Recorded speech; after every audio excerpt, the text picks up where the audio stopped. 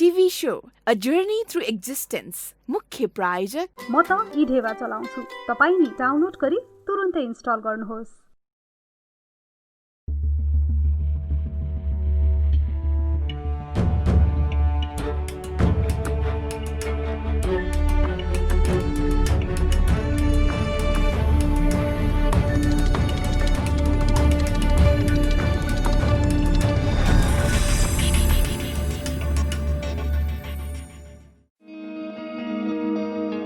दर्जनौं miss Nepal मध्ये 2-4 जना मात्र सदाबहार मिस नेपाल मानिन्छन्, जसमध्ये प्रमुख मानिन्छन् मालविका सुब्बा। लगनशीलता नै सफलता हासिलको मुख्य आधार मान्ने सुब्बाका लागि एउटै परिचय पर्याप्त छैन। उनी उद्घोषक, टेलिभिजन कार्यक्रम प्रस्तुता, प्रशिक्षक, उद्यमी तथा पूर्व मिस नेपाल हुन्। यसको साथसाथै उनी एक विशुद्ध सामाजिक अभियन्ता पनि हुन्। सामाजिक काममा पनि उनी त्यतिकै व्यस्त हुन्छन्। उनको मुख्य खुबी नै निर्धक्क बोल्न सक्नु र जस्तोसुकै परिस्थितिको सहजै सामना गर्न सक्नु हो। उनको जीवन भोगाई कस्तो छ, उनले आफूलाई कसरी आजको दिनसम्म पनि सदाबहार राख्न सफल भइन्, युवाहरूका लागि उनी कस्तो सुझाव दिन चाहन्छन्, मानिसले जीवनमा आउने विभिन्न अप्ठ्यारो परिस्थितिको सामना कसरी गर्ने, यस्तै जिज्ञासालाई समेटेर अब सुरु हुन्छ दिवर्ष खनियाले मालविकासँग गरेको विशेष कुराकानी।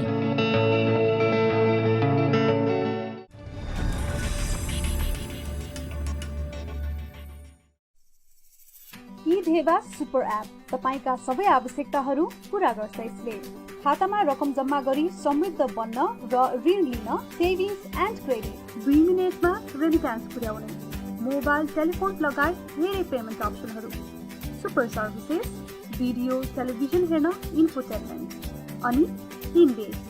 पहिलो वालेट हो जसले तपाईको ब्यालेन्समा 7% तपाईको खातामा प्रत्येक महिना हालिदिन्छ। म त इढेवा चलाउँछु। तपाईँ नि अहिले नै प्ले स्टोरमा गएर डाउनलोड गरी तुरुन्तै इन्स्टल गर्नुहोस्। मालविका नमस्ते, स्वागत छ तपाईलाई कार्यक्रममा। धन्यवाद दिवस। कसरी बितिरहेछ तपाईको अहिले लकडाउनमा, कसरी बितिरहेछ तपाईको दिनहरू? अहिले अब घरमै बसिबसाइ छ धेरै जसो, छोराको अनलाइन क्लासेसहरू भइरहेछ अनि घरको काम, अनलाइनमा चाहिँ कहिलेकाहीँ यस्तो वेबिनारहरूमा सहभागी भइरहेछु। बेसिकली त्योभन्दा अरू खासै केही छैन, त्यसरी नै बितिरहेछ। आज म कुराकानीको सुरुवात कसरी गर्छु भने तपाईलाई धेरै युवाहरूले रोल मोडलको रूपमा पनि हेर्छन्। हजुर। त्यस्तै तपाईले दिने मेसेजहरू, तपाईले गरेका कामहरूले धेरैलाई उत्प्रेरणा प्रदान पनि हुन्छ। त्यसकारण आजको यो बसाइमा म तपाईसँग तपाईको जीवन, तपाईको बाल्यकाल, तपाईको सङ्घर्ष, आज जुन स्थानमा हुनुहुन्छ त्यो स्थानसम्म पुग्दासम्मको जर्नी, त्यस्तै समसामयिक विषयमा पनि विभिन्न विषयहरूमा तपाईँको विचार लिने प्रयत्न गर्छु र अहिले जुन सङ्कट देखिएको छ यो सङ्कटपछिको यात्रा कसरी तय गर्ने भन्ने विषयमा पनि म तपाईँसँग कुराकानी गर्ने प्रयास गर्छु। कुराकानीको सुरुवातमा म तपाईँको बाल्यकालमा जान चाहन्छु। बाल्यकाल एकजना त्यस्तो छोरी हो, तपाईँको बाबुको इच्छा अनुसार जन्मिनु भएको छोरी। तपाईँको दाजुहरू 14-15 वर्ष हुँदाखेरि तपाईँको बुवाले आमालाई मलाई छोरी भएन भने अर्को बिहे गर्छु भन्नेसम्मको घुर्की दिएर त्यस्तो पारिवारिक माहौल, छोरीको त्यति धेरै महत्त्व भएको परिवारमा तपाईँको जन्म भयो। अहिले फर्केर हेर्दाखेरि आफ्नो बाल्यकाललाई कसरी सम्झनुहुन्छ, कस्तो वातावरणमा हुर्किनु भयो, संक्षेपमा बताइदिनुहोस् त। हाम्रोमा चाहिँ पढाइलाई एकदमै प्राथमिकता दिइन्थ्यो। सानोदेखि नै मेरो आमा बुवा चाहिँ पढाइको विषयलाई लिएर धेरै नै स्ट्रिक्ट हुनुहुन्थ्यो अनि एकदम डिसिप्लिनमा बस्नुपर्ने, हरेक कुराको स्केड्युल हुन्थ्यो, टाइममा उठ्नुपर्ने, टाइममा सुत्नुपर्ने, टाइममा खानुपर्ने। अब हामी त नन सोसल मिडिया या नन टेक्नोलोजी बिना नै हुर्केको बच्चाहरू भयो होइन। सो हामी चाहिँ पाखा बखिरुमा धेरै खेल्थ्यौँ, नेचरसँग धेरै खेल्थ्यौँ, प्रकृतिमा हामी रमाउने थियौँ। धेरै भाँडाकुटीहरू पनि खासै पाइँदैन थियो होइन। सो पढ्ने अनि केही समय खेल्नको लागि पाइन्थ्यो, त्योभन्दा बाहेक घरको कामहरू पनि गर्नुपर्ने, घरको सहभागिता जनाउनु पर्ने, आफ्नो काम आफैले गर्नुपर्ने, त्यस्तो किसिमले हुर्किएको भन्नुपर्ला। तपाईँको जन्म चाहिँ काठमाडौँमै भयो? हजुर। तपाईँ त्यसपछि स्कुलिङ कहाँबाट गर्नुभयो? मैले कान्तिपुर इङ्ग्लिस बोर्डिङ स्कुलबाट क्लास 8 सम्म पढेँ अनि एसएलसी चाहिँ मैले ज्ञानोदय बालबाटिकाबाट दिएँ। त्यो बच्चा बेलामा तपाईँ, मलाई लाग्छ तपाईँ छोरी मान्छे भएकै हुनाले म हेपिनुहुन्न भन्ने सोच तपाईँको बच्चा बेलादेखि नै थियो। त्यसकै क्रममा तपाईँ मिस नेपालमा जानुको रिजन पनि त्यही नै थियो होला, अझ सशक्त रूपमा म अगाडि बढ्छु भनेर तपाईँ जानुभएको थियो होला। यो प्रसङ्गमा म पछि आउँछु, तर 2002मा जब तपाईँ मिस नेपाल हुनुभयो त्यसपछि आजको दिनसम्म आइपुग्दाखेरि यो जर्नीमा 18 वर्षको यो जर्नीमा मान्छेहरूले तपाईँलाई के पनि भन्छन् भन्दाखेरि सदाबहार मिस नेपाल भनेर पनि भन्छन्। तपाईँले गर्नुभएको कार्यहरू जुन स्थानमा तपाईँ हुनुहुन्छ अहिले तपाईँ जसरी निरन्तर आफ्नो कार्यहरू गरिराख्नु भएको छ मान्छेहरूले त्यस कारण पनि भन्छन्। मान्छेहरूले देख्ने त्यो सफलता र तपाईँले यो 18 वर्षको बिचमा तपाईँको जीवनमा पनि विभिन्न सङ्घर्षहरू छन्, त्यो मान्छेले देख्ने कुरा हुँदैन, आफूलाई भोगिएको हुन्छ। त्यसकारण आफूले गरेको सङ्घर्ष र मान्छेले त्यसरी हेर्दाखेरिको त्यो स्थान, तपाईँले पाएको स्थानलाई समष्टिगत रूपमा सँगै राखेर हेर्नु पर्यो भने कसरी हेर्नुहुन्छ, कस्तो अनुभव हुन्छ? अब जस्तै एउटा समयमा चाहिँ मलाई टेलिभिजन जोइन गर्ने एकदमै इच्छा थियो दिवस होइन, त्यही भएर मैले मिस नेपाल हुनुभन्दा अगाडि नै टेलिभिजन जोइन गरिसकेकी थिएँ। सो मिडिया मेरो प्यासन जस्तै उर्मुरेर आयो भनौँ न। अनि त्यसपछि सुरु गर्दै जाँदा अब हाम्रो बेलामा कस्तो थियो भने एक्सपिरियन्स खासै हुँदैन थियो, हामीले न टिभी पढेका थियौँ न मिडिया पढेका थियौँ। एकैचोटि हामीलाई चाहिँ हुलियो, सबै कुरा आफै सिक्नु। सो हाम्रो काम चाहिँ के भने अन द जब लर्निङ नै हुन्थ्यो बेसिकली, वान म्यान टिम हुन्थ्यो होइन। अहिले पनि कति च्यानल्सहरूमा त्यही नै छ चलन, वान म्यान टिमहरू सबै काम आफैले गर्नुपर्ने हुन्थ्यो। पब्लिक लाइफमा भइसकेपछि चाहिँ प्राइभेट लाइफमा जति गाह्रो भए तापनि क्यामेरा अगाडि आएर बस्दाखेरि चाहिँ एकदमै स्माइल गर्नुपर्ने, आफ्नो दुःखहरू सबै भुलेर चाहिँ अरूलाई एन्टरटेन गर्नुपर्ने हाम्रो काम रहेको छ, जसले एउटा मानसिक स्वास्थ्यमा पनि निकै नै एउटा प्रोलङ्ड असर पनि गर्छ केही हदसम्म। च्यालेन्जेस भनेको चाहिँ अब सिक्दै गर्दै गयो, तर प्रोफेसनलिजम धेरै पाइनँ मैले आफ्नो करियरको सुरुवातमा। टिभीमा काम गर्दा, फुल टाइम स्टाफ भएर काम गर्दा एकदम गाह्रो भयो।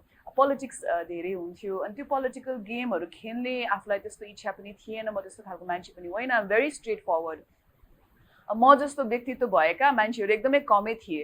सो त्यसले गर्दाखेरि मलाई त्यो टिपिकल वर्किङ सिस्टममा बस्न एकदम गाह्रो भयो कि, र मैले केही समय पश्चात मैले त्यो फुल टाइम जबमा बस्न नै छोडिदिएँ। म एज अ फ्रिलान्सर भएर नै काम गरिरहेको छु। सो म अन द जब हो, हरेक प्रोजेक्टमा म नयाँ मान्छे भेट्छु, उहाँहरूसँग कुराकानी गर्छु। तर अगेन मैले काममा आएपछि कहिले पनि मैले आफूलाई म केटी मान्छे हो भनेर मलाई भाव चाहिँ भएन। त्यो भाव चाहिँ मलाई समाज र काम गर्ने व्यक्तिहरूले चाहिँ जनाइदिनु भयो। अनि त्यसले चाहिँ एउटा सेटब्याक जस्तो फिल हुन्थ्यो। अनि के हुन्थ्यो भने म केटी मान्छे भएर मेरो चाहिँ एउटा लिमिटेसन्स रहेछ भने, so that was my biggest challenge के, जेन्डर डिस्क्रिमिनेसनबाट अगाडि उठ्नु नै मेरो बिगेस्ट च्यालेन्ज थियो। एउटा अर्को चाहिँ पे स्ट्रक्चर, जस्तै अब आफूले काम गरिरहँदा आफूभन्दा जुनियर केटाहरूले आफूभन्दा धेरै पैसा कमाउँदाखेरि एकदमै रिस उठेर आउँथ्यो र चित्त पनि दुख्थ्यो। र केही वर्ष चाहिँ त्यो जेन्डर जुन पे ग्याप छ त्यो पे ग्यापलाई कसरी कम गर्न सकिन्छ भन्ने कुरामा चाहिँ आफूले धेरै नै स्ट्रगल गर्नु पर्यो।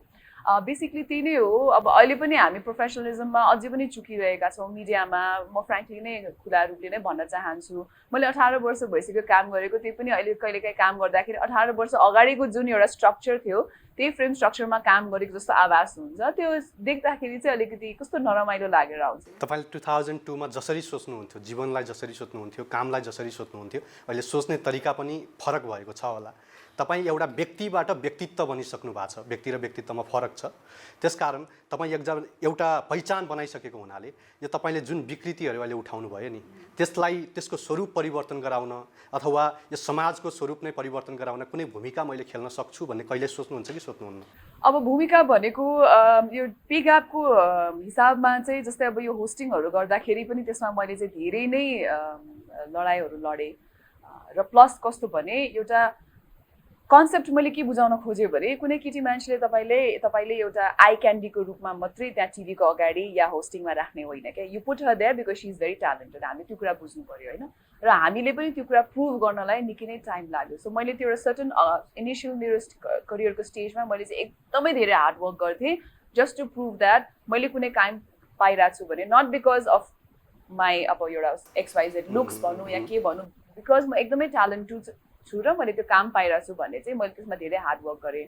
अब त्यसमा प्रोटेस्ट गर्ने, अरूलाई गएर कराउने त्यस्तो चाहिँ मैले that is not my way of working के। म चाहिँ कामले देखाउन मन लाग्छ कि कुराले भन्दा पनि। तपाईँले जसरी मिडियाको विकृतिको कुरा गर्नुभयो, कतिपय क्षणहरूमा तपाईँले प्रतिकार गर्नुहुन्छ, कसैले तपाईँलाई केही भन्यो भने त्यसलाई प्रतिकार गर्न सक्ने एउटा स्पष्ट वक्ताको रूपमा पनि तपाईँलाई मान्छेहरूले चिन्छ। त्यो कल्चर अथवा त्यो व्यक्तित्व सबै व्यक्तिहरूमा, सबै महिलाहरूमा, सबै छोरी मान्छेहरूमा, इभन केटाहरूमा पनि हुँदैन होइन। त्यसकारण त्यो कारणले गर्दाखेरि पनि कतिपय अवस्थामा मिडियामा काम गरिराख्नुभएका कर्मचारीहरू अथवा विशेष गरेर महिलाहरू नै भनौँ न उहाँहरू पछि परिनु भएको छ भन्ने तपाईँलाई लाग्छ कि लाग्दैन? डेफिनेटली छ केही हदसम्म होइन, त्यो सबैजनाको आफ्नो चोइस हुन्छ कि सबैको प्रतिकार गर्ने सोचाइ पनि हुँदैन, सबैले गर्न सक्नुहुन्छ पनि छैन। तर जतिजनाले गर्नुहुन्छ उहाँहरूलाई चाहिँ सपोर्ट साथ चाहिँ पक्कै पनि दिनुपर्छ। त्यो हामीले अहिलेको स्पेसली लकडाउनमा हामीले के बुझेका छौँ भने सबैजना एकजुट भएपछि परिवर्तन पक्कै पनि आउँदो रहेछ भन्ने एउटा पोजिटिभ सेन्स चाहिँ आएको छ। सो त्यसले गर्दाखेरि सपोर्ट सिस्टम चाहिँ पक्कै पनि चाहिन्छ। मेरो लागि चाहिँ के थियो भने म मान्छे त्यस्तै लाइक अब यो भएन भने ठिकै छ, म अरू नै के गर्नु न त भन्ने त्यो एउटा सेल्फ कन्फिडेन्स चाहिँ थियो कि मेरो 20s 30s भरि त्यो सेल्फ कन्फिडेन्स थियो। त्यसले नै मलाई धेरै कुराको प्रतिकार गर्नलाई चाहिँ सहयोग पुऱ्यायो कि अब सायद त्यो सबैलाई त्यो सहयोग नहोला, कसैको फाइनेन्सियल कन्डिसन हुन्छ, मेरोमा त्यति धेरै रेस्पोन्सिबिलिटिजहरू थिएन, मैले जति कमाउँथेँ आफ्नो लागि मात्रै कमाउँथेँ नि त।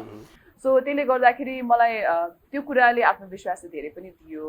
म चाहिँ यति नै भन्छु, तपाईँ कुनै फ्रस्ट्रेटेड हुनुहुन्छ, तपाईँमा कन्फिडेन्स छैन भनेदेखि केही न केही हदसम्म सेयरहरू गर्ने र एउटा अरूहरूको पनि त्यही समस्या छ भने आई थिङ्क त्यसको बारेमा हामीले कुरा गर्नुपर्छ। फर इक्जाम्पल हामीले मिटु मुभमेन्टको हामीले कन्सेप्ट हेऱ्यौँ भने सबैजना महिलाहरूले चुप्प लाएर नै बस्नु भइदिएको भए कतिजनाले आफ्नो सेक्सुअल हरासमेन्टको कुराहरू, आफूलाई भएका भोगेका हिंसाहरू अगाडि आएर भन्न सक्दैन थियो होला। तर एकजनाले भन्नुभयो, त्यसपछि दुईजना तिनजना, you know how it is न, त्यसरी बढ्दै बढ्दै जान्छ नि त। त्यसरी चाहिँ पोजिटिभ लिनुपर्छ। तपाईँले अघि उठाएको कुरामै अलिकति मैले स्पष्ट पार्न चाहेँ। तपाईँलाई मैले के प्रसङ्गमा जोडेको थिएँ भन्दाखेरि 2002 मा तपाईँ जब मिस नेपाल हुनुभयो, 18 वर्षको जर्नीमा मान्छेहरूले तपाईँलाई हेर्ने अथवा तपाईँको सफलता जसरी देख्छन् त्यो भित्रको सङ्घर्ष तपाईँले गर्नुभएको छ नि, त्यो सङ्घर्ष र सफलता तपाईँले सँगै राख्दाखेरि मान्छेहरूको त्यो सदाबार मिस नेपाल भन्छन्, त्यसपछि तपाईँको व्यक्तित्वको उहाँहरूले तारिफ गर्नुहुन्छ, त्यो देख्दाखेरि म यो कायम राख्नको लागि मैले अझै गर्नुपर्छ भन्ने त्यो फिल चाहिँ के कस्तो क्षणहरूले तपाईँलाई प्रभावित गर्छ र त्यो फिलहरू आउँछ तपाईँलाई? म चाहिँ यस्तो एउटा अचम्मको मान्छेमा पढ्छु, म पब्लिक फिगर हो भनेर म 99% अफ द टाइम्स बिर्सिन्छु। मैले आफूलाई एकदमै धरतीमा राख्ने कोसिस गरेको छु कि एकदम डाउन टु अर्थ आफ्नो लाइफ, सिम्पल लाइफ लिड गर्ने कोसिस गरेको छु। अनि जब मलाई मान्छेहरूले मेसेजेसहरू पठाउनुहुन्छ, बाटोमा चिन्नुहुन्छ, मसँग आएर बोल्नुहुन्छ, मलाई चाहिँ ओ युरमा रोल मोडल भनेर भन्नुहुन्छ, त्यो बेलामा मलाई धेरै कुराले आवाज दिन्छ अनि त्यसले हौसला पनि दिन्छ। जस्तो मेरो एकदम लाइफको लोवेस्ट मोमेन्ट्सहरूमा नचिनेको मान्छेहरूले भन्नुभएका मायाका शब्दहरूले नै मलाई प्रोत्साहन दिएको छ कि। अनि त्यसैले नै मलाई अगाडि बढाउन मन लाग्छ। मलाई यसरी हेर्नुहुन्छ भनेपछि मैले कतिजनालाई प्रोत्साहन गरिरहेको छु, मैले गिभ अप गरेँ भने उहाँहरूले कसरी सिक्नुहुन्छ भने मलाई त्यो आभास हुन्छ, मैले त्यसरी नै अगाडि बढिरहेको छु। मालविका सुब्बा भनेपछि महिला सशक्तिकरणको एउटा उदाहरणको रूपमा पनि मान्छेहरूले हेर्छन्। त्यसकारण तपाईँको एकजना बाबु पनि छ रियो, उसलाई चाहिँ आफ्नो घरमा तपाईँले महिलाप्रति हेर्ने दृष्टिकोण अथवा महिलालाई कुन व्यवहार गर्नुपर्छ भन्ने बारेमा कस्तो खाले वातावरणमा हुर्काइराख्नु भएको छ अथवा कस्तो खाले वातावरणमा ऊ हुर्कियोस् अथवा कस्तो खाले दृष्टिकोण उसले राख्योस् भन्ने तपाईँ चाहनुहुन्छ? हजुर, अब हामीले चाहिँ रिलेसनसिप वाइज जसरी एकअर्कालाई हामीले एकअर्कासँग कुरा गर्छौँ र कम्युनिकेट गर्छौँ त्यही नै बच्चाले सिक्ने हो होइन।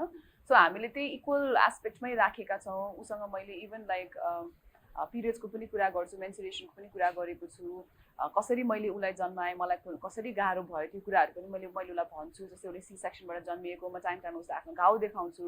अनि आमा स्ट्रङ हो। अनि कस्तो छ भने 4 वर्ष छ मेरो छोरा, अब आफूले यो उमेरमा उसले राइट एन्ड रङ बुझ्दैन नि त। इट्स भेरी हार्ड होइन, ट्राई गर्नुपर्छ क्या एकदम धेरै। अनि उसलाई सम्झाउनुपर्छ, बुझाउनुपर्छ। उसले चाहिँ के सोच्छ, केटीहरू त्यति पावरफुल छैन भनेर सोच्छ, उसको कन्सेप्ट त्यस्तो छ दिमागमा अलरेडी नै। अनि उसलाई चाहिँ आमाले यति धेरै गर्छ यस्तो भन्ने उसलाई बुझाइराख्नुपर्छ। सो डेफिनेटली सोचाइ त कस्तो भने एउटा मेल फेमिनिस्ट नै होस् भन्ने सोचाइ हो होइन। अनि नट जस्ट फेमिनिजम फिमेलको लागि मात्रै होइन, सबै जेन्डरको लागि नै इक्वली बोल्नुपर्छ भन्ने चाहिँ कन्सेप्ट हो मेरो। मैले महिला सशक्तिकरण मात्रै होइन, जस्तै मैले LGBTIQA+ लागि पनि मैले बोल्छु, उहाँहरूको लागि पनि होइन। सो हरेक जेन्डरको लागि नै इक्वली राम्रोसँग हेरो, सद्भाव देखाओस् क्या। मेरो सोच चाहिँ मेरो छोराले अरूलाई सद्भाव देखाओस्, एम्पथी देखाओस् भन्ने नै हो। तपाईँ महिला सशक्तिकरण मात्र नभएर विभिन्न विकृति, विसङ्गति तथा कुरीतिको बारेमा पनि आफ्नो आवाज उठाउनुहुन्छ। त्यसकारण मैले अहिले समसामयिक विषयमा जोड्न खोजेँ। तपाईँ आफै पनि अन्तर्जातीय विवाह गर्नुभएको, तपाईँको बुवा आमा पनि अन्तर्जातीय विवाह गर्नुभएको, अहिले जातीय विभेदको कुराहरू पनि उठिरहेको छ। यो कुरालाई चाहिँ तपाईँले कसरी हेर्नुहुन्छ अथवा मान्छेहरूमा त्यो सोच अझै पनि त्यो सोच कसरी विकसित हुँदै गइरहेको छ, त्यो घटनाहरू अझै पनि हामीले देखिरहेछौँ। त्यसकारण यस्ता घटनाहरूलाई हुन नदिनका लागि, निर्मूल गर्नका लागि कसरी चाहिँ हामीले पहल गर्न सक्छौँ, युवाहरूले कसरी सोच्नुपर्छ जस्तो लाग्छ?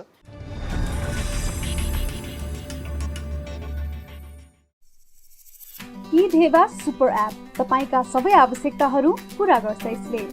मेरो नाम सीता हो।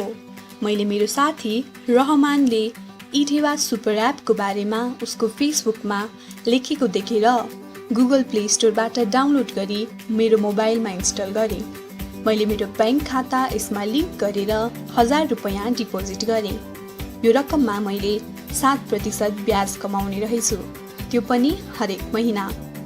मेरो रिफरल कोड मेरो सबै सोसियल मिडिया फेसबुक, लिङ्क्डइन, इन्स्टाग्राम सबैमा सेयर गरेँ र सबै परिवार, इष्टमित्र र साथीहरूलाई च्याट गरेर पठाएँ। प्रत्येक 6 जनाले इधेवा सुपर एप इन्स्टल गरेपछि मेरो खातामा रु 60 तुरुन्तै जम्मा भयो। हेर्दा हेर्दै पहिलो दिनमै 720 रुपैयाँ जम्मा भयो र अहिलेसम्म 4000 भन्दा बढी कमाइसकेँ। मेरो रिफरल कोड चलाएर इन्स्टल गरेका सबैले इधेवा सुपर एपको सुपर सर्भिसेसमा खर्च गरेको रकमको 3% क्यासब्याक मैले पाउनेछु। यति मात्र होइन, मैले रिफर गरेको साथीले अर्को व्यक्ति बी भन्नेलाई रिफर गरेको छ भने बीले सुपर सर्भिसेसमा खर्च गरेको रकमको 2% मैले पाउनेछु। त्यस्तै बीले सीलाई रिफर गरेको छ भने सीले सुपर सर्भिसेसमा खर्च गरेकोमा पनि 1% क्यासब्याक मैले पाउनेछु। अहिले नै डाउनलोड गरी इधेवा सुपर एप चलाउन थाल्नुहोस्। म त इधेवा चलाउँछु, तपाईँ नि डाउनलोड गरी तुरुन्तै इन्स्टल गर्नुहोस्। अहिले जातीय विभेदको कुराहरू पनि उठिरहेको छ।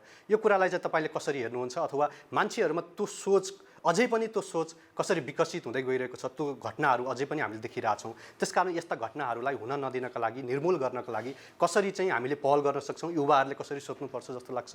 अब म त यस्तो घरमा हुर्केको हुँ जहाँ एउटै जातमा विवाह गरेको कोही पनि हुनुहुन्न। हाम्रोमा सबैजना, मेरो होल फ्यामिली, मेरो सन्तान, शाखा सन्तान सबैजना नै अन्तर्जातीय हुनुहुन्छ, 1-2 जना बाहेक है। त्यो अनुभव पनि बताइदिनुहोस्। अन्तर्जातीय विवाह गर्दाखेरि तपाईँले कस्तो खाले केही कठिनाइहरू पनि भोग्नु परेको थियो सुरुवातमा? अब मेरो फ्यामिली, मेरो आमा बुवाको फ्यामिलीमा त त्यस्तो केही पनि थिएन। हाम्रोमा चाहिँ सिन्स हाम्रो सबैजना इन्टरकास्ट भएको भएर जुन नयाँ अरू कुनै जातको व्यक्ति आउनु भए पनि हामीले कहिले पनि यो अर्को जातको भने कहिले पनि हेरेनौँ क्या। हाम्रो लागि चाहिँ उसको पर्सनालिटी, उसको विचार के छ त्यसले मूल्य मान्यता राख्यो, न कि उसको धर्म या उसको रिलिजन, उसको जातले, होइन। सो हामी चाहिँ एकदम ओपन माइन्डेड फ्यामिलीमा हुर्किएका हौँ।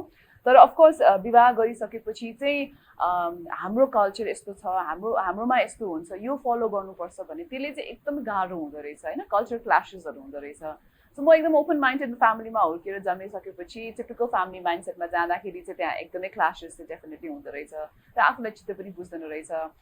कहिले पनि मायामा जात हेर्नुपर्छ भन्ने कन्सेप्ट हामीमा कहिले पनि आएन के। हामीले मान्छेलाई हेऱ्यौँ, होइन। र म जति पनि काम गर्छु, जस्तै मैले जीवन साथी भन्ने कार्यक्रम चलाउँछु, त्यसमा मेरो लाइनै छ, न कुनै जात, न धर्म, न वर्ग, होइन, न के भनेर। मायाले केही पनि हेर्दैन, माया त माया हो भनेर मात्रै भनिन्छ। लभ इज लभ, त्यसले केही पनि हेर्दैन। हेर्ने भनेको हाम्रो समाजले हो कि। त्यही भएर देखिएको यो विसङ्गति, जातीय विभेदको कुरामा चाहिँ तपाईँ के भन्नु? अहिले देखिएको कहाँ भन्न मिल्छ दिवस, यो त परापूर्व एक्ज्याक्टली पहिलादेखि चलिआएको कुरा हो। धेरै यङ्स्टर्सहरूले यसलाई छोडिसक्नुभयो। तर कस्तो छ भने टिपिकल माइन्डसेट एउटा भइसक्यो, यस्तै हुनुपर्छ भन्ने सोच भइसकेपछि ढिकीमिकी नचल्दाखेरि आफ्नो सन्तानलाई गाह्रो भएको अनुभव उहाँहरूले गर्नु पर्यो नि त।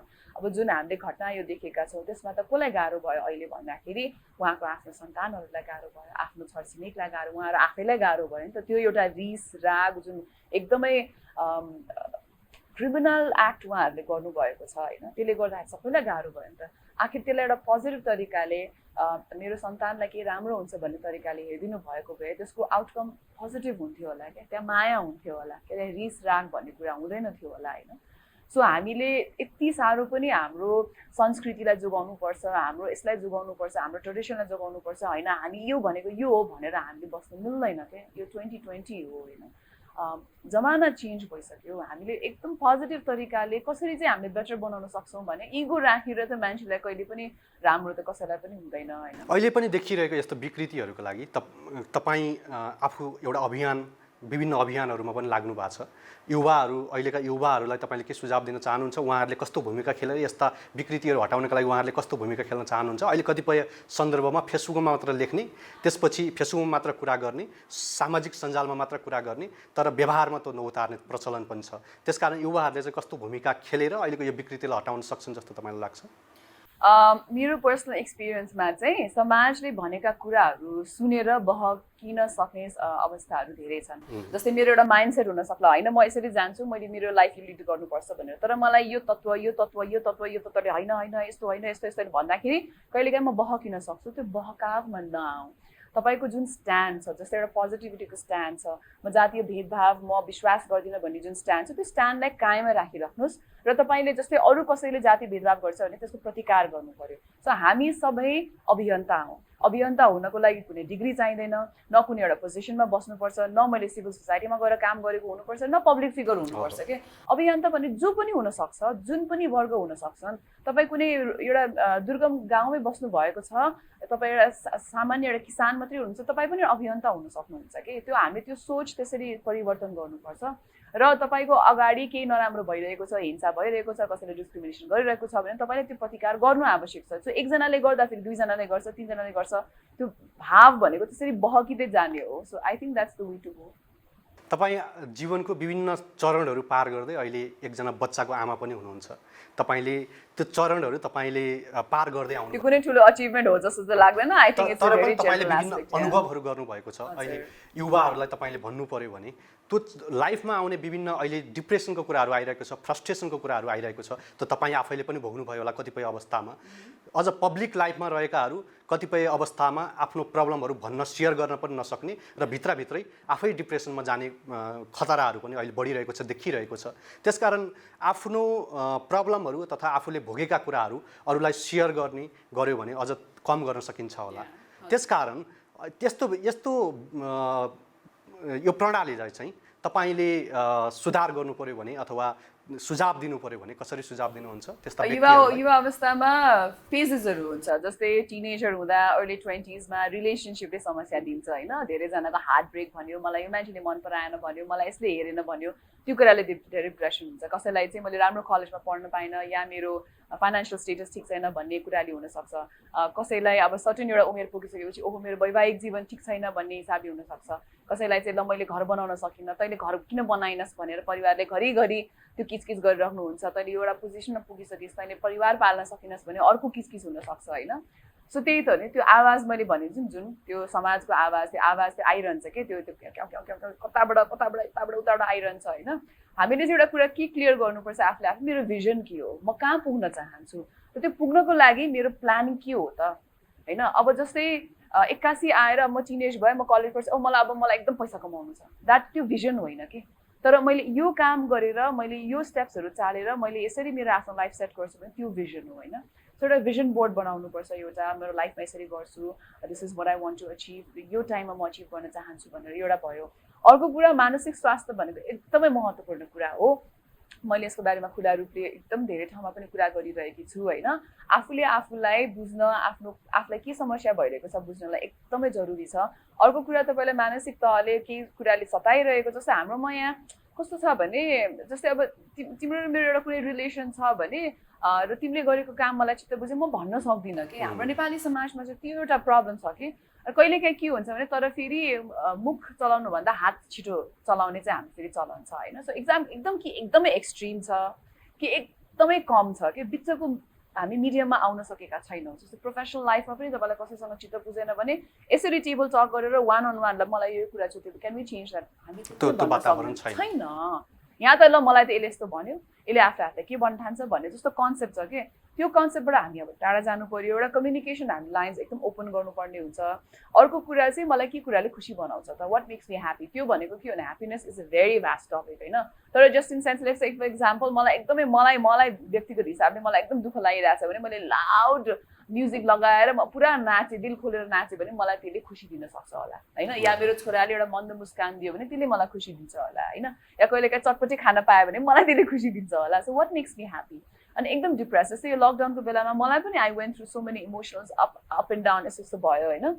तपाईको त अनुभव पनि बताइदिनुहोस्। तपाईँ युवा अवस्थामा हुँदाखेरि मलाई तपाईले पनि अहिले नै यो 3 महिनाको बिचमा मलाई प्यानिक अट्याक भयो, मलाई एकदम धेरै एङ्जाइटी भयो, म राति सुत्न सकिनँ किनभने अब फ्युचरको अनसर्टेनिटी छ। कोभिड-19 ले गर्दाखेरि काम भइरहेको छैन होइन, पैसा कमाइरहेको छैनौँ, जति पनि सेभिङ्स छ त्यही सेभिङ्सलाई नै युटिलाइज गरेर घर खर्च चलिरहेछ। अहिले धेरै रिस्पोन्सिबिलिटी, फाइनेन्सियल रिस्पोन्सिबिलिटी धेरै छ आफ्नो काँधमा भनौँ न। अनि एट सर्टन पोइन्ट मलाई एकदम गाह्रो भयो, म सोसियल मिडियाबाटै निस्केँ कि म सोसियल मिडियामा छैन, I'm not that active at all. Instagram पनि डिसेबल छ अनि 1 महिना भयो अनि I feel so much better. मैले अनि अरू कुरामा त्यसपछि फोकस गर्ने मैले मौका पाएँ होइन मेरो लागि। इभन हाई स्कुलमा हुँदा मलाई एकदम धेरै त्यस्तो पर्सनल इस्युजहरू भइराख्ने, मेन्टल इस्युजहरू भइराख्ने, अनि एक्चुअली सुसाइड पनि कमिट गर्न खोजेकी थिएँ मैले होइन। अनि लाइक 20s मा पनि भइरहेको छ कि त्यो इमोसनल अप्स एन्ड डाउन्स एकदम धेरै। पब्लिक लाइफमा अझ बढी कतिपय कुराहरू मान्छेहरूलाई सेयर गर्न पनि मिल्दैन। पब्लिक लाइफमा रहेकाहरूले त्यो अवस्था अझ बढी आउँछ भन्ने पनि सुनिन्छ। मलाई त अब झन् मिडियामा यति धेरै काम छ, फिल्म लाइनको होस् या टिभी लाइनको होस्, सबैजना जो फ्रिलान्सर्स हुनुहुन्छ, मोडलिङ क्षेत्रमा हुनुहुन्छ, यो वर्ष एकदमै बिग्रिएको छ हाम्रो लागि, कामै हुँदैन भनेर सोच्नु भए पनि हुन्छ। र यो अवस्थामा आफ्नो मानसिक स्वास्थ्यको एकदमै ख्याल राख्नुपर्छ। त्यही भएर मैले कुन कुरा गर्दा मलाई थेरापी हुनसक्छ, जस्तो मलाई चाहिँ कहिलेकाहीँ म खाना एकदम बनाएँ भने 1 घन्टाको टाइम मेरो खाना बनाउने बित्यो भने म मेरो सबै दुःख पीडा बिर्सिन्छु। तपाईँलाई टिकटक हेरेर तपाईँलाई रमाइलो लाग्छ भने टिकटकको अकाउन्ट खोल्नुहोस्, टिकटक दिनभरि भिडियो हेरेर बस्नुहोस्, इट्स फन होइन। के नयाँ सिक्न चाहनुहुन्छ भने कतिवटा अनलाइन क्लासेसहरू भइरहेछन् अहिले, तपाईँले के कुरा नयाँ सिक्नुहोस्। सो यो वर्ष भनेको चाहिँ आफ्नो सोल सर्च गर्ने वर्ष हो कि म के चाहन्छु, अबको आउँदो वर्षमा म के चाहन्छु भनेर सोच्ने वर्ष भन्नुपर्दा। अहिले जुन यो कोभिड-19 लकडाउनको कारणले जुन अवस्था अहिले क्रिएट भएको छ, यसले गर्दाखेरि अब प्रत्येक मान्छेले अबको जीवन नयाँ तरिकाबाट सोच्न थालेको जस्तो आभास हुन्छ। त्यसकारण अबको यात्रा तपाईँ जुन फिल्डमा हुनुहुन्छ, मिडिया फिल्डमा हुनुहुन्छ, यो फिल्ड अथवा यो सेक्टर पनि एउटा धरापमा परिरहेको छ। त्यसकारण अबको बाटो कसरी तय गर्नुपर्छ भन्ने तपाईँले देख्नु भएको छ र अब कुन वेमा नयाँ सुरुवात कसरी गर्नुपर्छ जस्तो लाग्छ? म एक्ज्याक्टली यही हुन्छ भनेर म भन्न सक्दिनँ दिवस, किनभने यो पनि मेरो लागि एकदम अन्यलको समय हो। त्यही भएर अनसर्टेनिटी मेरो मनमा पनि छ, जसरी अरूको मनमा पनि छ। एउटा कुरा चाहिँ अब धेरै कुरा अनलाइनमा नै रहन्छ भनेर हामीले विश्वस्त हुनुपर्छ। 1-2 वर्ष यसरी नै हाम्रो बित्छ, त्यो पछि पनि हामीले हाम्रो फाइनेन्सियल स्टेटस अगाडि बढाउन सकेनौँ भने हामीले अरू अल्टरनेटिभ खोज्नै पर्ने हुन्छ, त्यसमा कुनै शङ्कै छैन होइन। विश्वव्यापी नै यो रोगले यस्तो अफेक्ट गरेको छ र नेपालको सन्दर्भमा पनि मिडिया पनि एकदम यो धेरैले कुरा गर्नुहुन्न यो सन्दर्भमा, तर मिडिया हाइली अफेक्टेड इन्डस्ट्री हो। जस्तै एभिएसन पछि र जस्तै बेसिक त्यो एभ्रिडे ज्याला गर्ने व्यक्तिहरू सँगसँगै हाम्रो इन्डस्ट्रीलाई एकदमै अफेक्ट परेको छ। इमेजिन गर्नुहोस् न, म कन्सटेन्टली काम गर्ने मान्छे हो कि 4 महिना भयो मेरो काम भएको छैन, 4 महिनापछि बल्ल एउटा काम आयो होइन, एउटा दुईटा फाटोफुटो काम आएको छ र त्यसपछिको this nothing, I have nothing to do के। सो अबको स्टेप के हो भन्ने मलाई नै एक्चुली थाहा छैन होइन, तर मैले यति थाहा छ कि बिस्तारै बिस्तारै त्यसमा एउटा प्लान, अगेन म प्लानिङमा फेजमा छु। मैले एक्ज्याक्टली यही गर्छु भन्ने पनि यसमा कुनै एउटा भन्न सक्ने त सोच्न सक्ने अवस्था पनि छैन। आइम सरी अरू बेला म एकदम अप्टिमिस्टिक थिएँ होला, ओके यस्तो गर्नुपर्छ, अब यस्तो गर्छु म भन्न सक्थेँ होला, तर यो जुन सिचुएसनले लाइफलाई नै उल्टो पाल्टो बनाइदिएको छ क्या अहिले।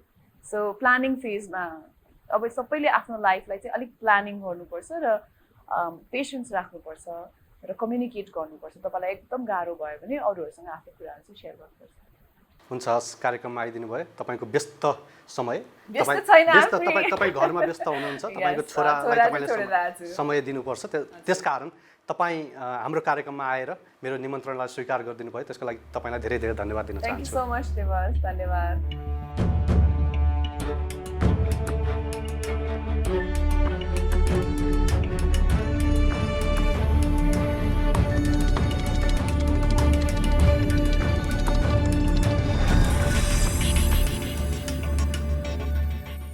सूचना रमाइलोसँगै कमाई पनि। हाम्रो मुख्य प्रायोजक इढेवा सुपर एप आफ्नो मोबाइलमा इन्स्टल गर्नुहोस् र दैनिक रूपमा उक्त एपमा यस कार्यक्रमका बारेमा सोधिने प्रश्नको सही जवाफ मिलाई प्रत्येक सही जवाफ मिलाए बापत रु 10 आफ्नो खातामा जम्मा गराउनुहोस्।